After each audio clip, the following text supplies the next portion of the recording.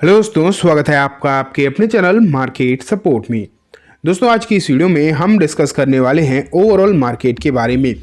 जैसा कि आपने देखा पिछले ट्रेडिंग सेशन पर तो अच्छी खासी एक भारी भरकम आपको गिरावट जो है देखने को मिली है, इसमें तो कोई डाउट नहीं है।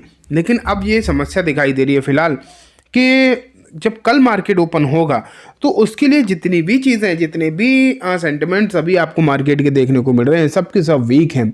और वीक थोड़े बहुत नहीं है, अच्छे खासे वीक हैं। भारत के लिहाज से भी अगर हम देखें, दो तीन चीज़ें ऐसी दिखाई दे रही हैं, दो तीन खबरें ऐसी दिखाई दे रही हैं जो काफ़ी ज़्यादा इम्पैक्टफुल हो सकती हैं भारतीय मार्केट के लिए। एंड ये जितनी भी खबरें हैं ये सब कहीं ना कहीं मार्केट को परेशान करती हुई नज़र आ सकती हैं और मार्केट पर इनका इम्पैक्ट जो है काफ़ी हद तक नेगेटिव जो है होता हुआ नज़र आ सकता है।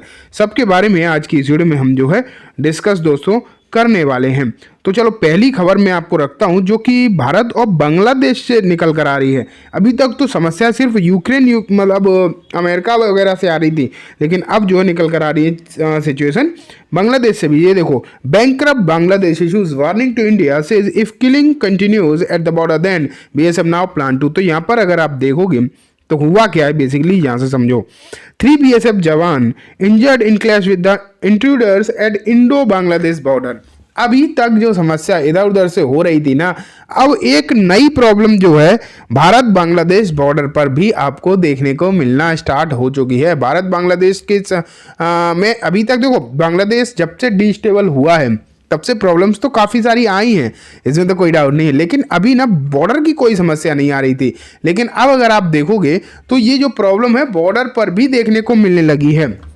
प्रॉब्लम हो क्या रही बेसिकली कि बॉर्डर से बहुत सारे माइग्रेंट्स भारत की तरफ बढ़ते हुए दिखाई दे रहे हैं और इन सब चीज़ों के चक्कर में अगर आप देखो तो बीएसएफ जवान के साथ क्लैशेस भी बढ़ते हुए दिखाई दे रहे हैं। कुछ लोगों को बीएसएफ जवान ने गोली भी मार दी थी। उसके बाद अगर आप देखोगे तो अब ये खबरें निकल कर आ रही हैं कि कुछ बीएसएफ के जवान भी इस झड़प में इंजर्ड होते हुए देखने को मिल रहे हैं। तो ये कुछ प्रॉब्लम्स अगर आप देखो तो दिखाई दे रही है फिलहाल के समय पर।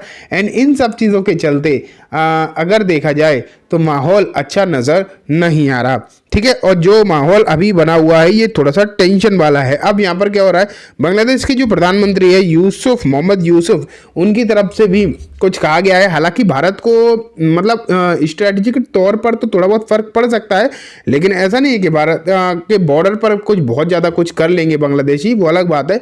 लेकिन हाँ, इससे माहौल में टेंशन डेफिनेटली बढ़ती है और ये एक अच्छी बात तो आप बेशक कह सकते हो नहीं होती। तो इन सब चीज़ों के चलते फिलहाल के समय पर अगर हम देखें तो कहीं ना कहीं समस्या और टेंशन वाली बात फिलहाल के समय पर आप देख पा रहे हैं। और इसका जो फर्क है आपको मालूम ही है, जब भी बॉर्डर टेंशन बढ़ती है, चाहे किसी भी कंट्री के साथ हो, अगर बॉर्डर टेंशन्स बढ़ती हैं तो उसका इम्पैक्ट जो है कहीं ना कहीं मार्केट पर ज़रूर पड़ता है। और उसका इम्पैक्ट पॉजिटिव तो खैर कभी नहीं होता, हमेशा ऑल द टाइम अगर आप देखोगे तो नेगेटिव इम्पैक्ट ही होता है। एंड वो सिचुएशन अगर देखा जाए फिलहाल आपको यहाँ पर देखने को मिल रही है ओवरऑल भारतीय मार्केट के लिए। और यहाँ पर अब बांग्लादेश जो है भारत के लिए स्पेशली वार्निंग भी इशू कर रहा है। आप ये समझने की भी कोशिश करो, बांग्लादेश जैसी कंट्री भी भारत को वार्निंग देने की स्थिति में आ रही है, तो ये एक अच्छी बात तो डेफिनेटली नहीं है, ठीक है। तो ये जो समस्या अभी के समय पर बनी हुई आपको दिखाई दे रही है, ये कहीं ना कहीं मार्केट को डिस्टेबलाइज्ड कर सकती है। सोमवार को जब मार्केट खुलेगा तो समस्या बढ़ सकती है। लेकिन अब मैं आपको दूसरी प्रॉब्लम की तरफ भी लेकर चलता हूँ। ये देखो, ये जो खबर आपने पिछले 2-3 दिनों में सुनी ही होगी कि ट्रंप एंड यूक्रेन की जो प्रेसिडेंट है मिस्टर जेलेंस्की, उनके बीच में भी कुछ अच्छा दिखाई नहीं दिया। जो मीटिंग हुई थी, मीटिंग में बड़ी तनातनी देखने को मिल गई और इस तरीके का व्यवहार मिस्टर ट्रंप की तरफ से देखने को मिला जिसकी उम्मीद भी किसी ने नहीं करी थी। और कोई सोच भी नहीं सकता था कि दो देश के राष्ट्रीय अध्यक्ष इस तरीके से भी मुलाकात कर सकते हैं। इस बारे पर मतलब देखा जाए तो किसी को यकीन भी नहीं हुआ शुरुआत में तो, लेकिन ऐसा हुआ, ऐसा जो है रियल में हुआ। और ये बहुत ही खराब सिचुएशन है क्योंकि अभी तक उम्मीद ये करी जा रही थी कि ट्रंप जो है इंटरवीन करेंगे इस मामले में और यूक्रेन और रशिया का जो विवाद है, युद्ध है बेसिकली, वो रुक जाएगा। ये चीज़ें सामने आ रही थी और ये लोग सोच रहे थे।